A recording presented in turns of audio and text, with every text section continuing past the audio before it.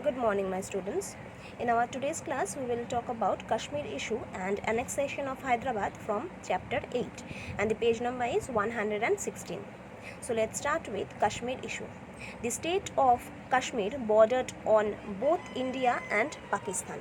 After India attained independence, though the majority of the population in Kashmir were Muslims, its ruler Maharaja Hari Singh was a Hindu.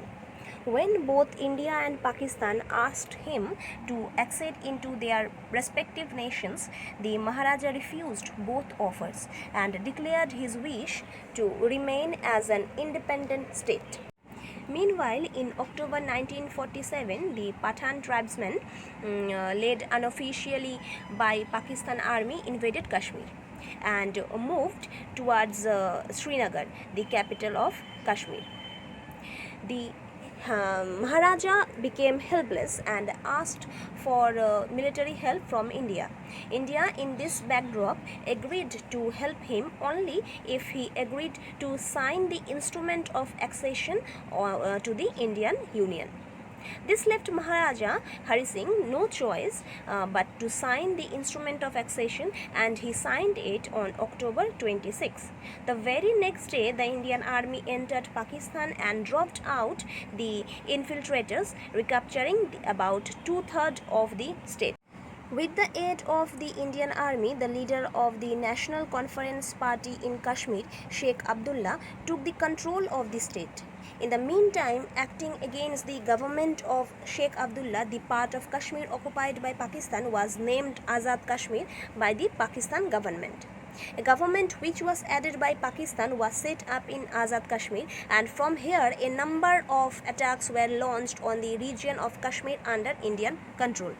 After Pakistan's defeat in the Indo-Pak wars, it has been systematically engaged in shadow war against India across the border. Now let's come to our next point, annexation of Hyderabad. After the British left India, the Nizam of Hyderabad did not accede either to India or to Pakistan and tried to maintain his independence. The leader of the Muslims, Qasim Rizvi, led a group known as Rajakar, which carried out acts of terrorism on the Hindus living in the Indian subcontinent at the borders of Hyderabad. These people fled from their homes and took shelter in relief camps of India. When repeated protests and attempts at peaceful solution seemed to be of no avail and the danger of people and their life and property continued, the government of India decided upon police action in Hyderabad. India sent an ultimatum to Hyderabad, but even that was ignored by the Nizam.